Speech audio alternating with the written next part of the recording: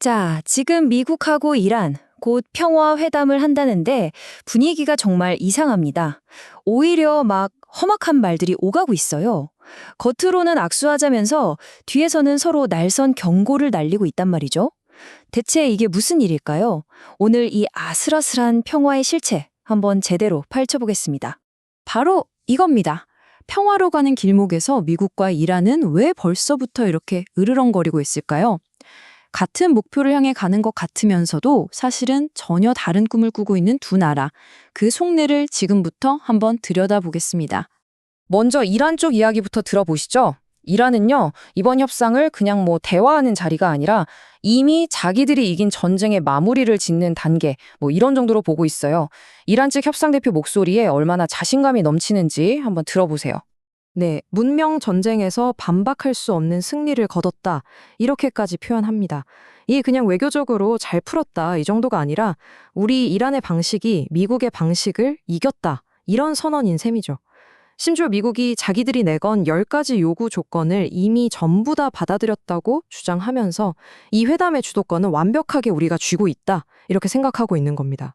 이란이 내건 10가지 조건 중에서요, 가장 핵심, 그러니까 최우선순위 1번이 바로 이겁니다. 레바논에서의 휴전. 근데 이란은 미국이 이미 이 조건에 동의했다고 주장하고 있거든요. 이건 단순히 레바논의 평화, 그 이상을 보는 겁니다. 바로 이란이 이끄는 소위 저항의 축 전체의 안보를 보장받으려는 아주 큰 그림, 전략적인 포석인 거죠. 자, 이란이 이렇게 승리의 축배를 들고 있을 때 워싱턴에서는 완전히 다른 이야기가 나오고 있습니다. 트럼프 행정부의 머릿속은 이란이 말하는 그 10개 조건 별로 관심이 없어요. 전혀 다른 문제로 가득 차 있습니다. 그들이 절대 양보할 수 없다고 말하는 레드라인은 과연 뭘까요? 미국한테 가장 중요한 건 바로 여기, 호르무즈 해협입니다. 전 세계 원유의 어마어마한 양이 바로 이 좁은 바닷길을 지나가거든요. 그러니까 이 해협의 안전이야말로 미국의 핵심 이익과 직결되는 문제인 거죠. 이란이 내건 10개 조건보다 당장 이 바닷길이 막히지 않고 자유롭게 열려 있는 게 훨씬 더 시급한 겁니다. 근데 문제가 그냥 길을 막는 수준이 아니에요. 지금 들리는 얘기로는 이란이 대형 유조선 한 척이 여기 지나갈 때마다 무려 200만 달러, 우리 돈으로 20억이 훌쩍 넘는 돈을 통행료로 요구하고 있다는 겁니다. 더 기가 막힌 건 이 돈을 달러로 안 받고 암호화폐나 중국 위안화로 받는다는 건데 이건 대놓고 미국의 금융 제재를 피하겠다는 의도를 보여주는 거죠. 이란의 이런 움직임에 트럼프 대통령은 당연히 가만히 있지 않았습니다. 바로 강력하게 경고했죠. 당장 멈추는 게 좋을 거다. 이 직설적인 한마디는요, 이란의 해협 통제 시도를 휴전 합의를 깨는 아주 심각한 도발로 보겠다. 이런 명백한 최후 통첩인 셈입니다. 결국 핵심은 이겁니다. 양쪽이 그냥 서로 원하는 게 다른 수준을 넘어서서 지금 이 벌어지고 있는 상황 자체를 정말 완전히 다르게 보고 있다는 거예요. 마치 서로 다른 영화 시나리오를 들고 협상장에 나타난 배우들 같은데 과연 이 두 이야기가 하나로 합쳐질 수 있을까요?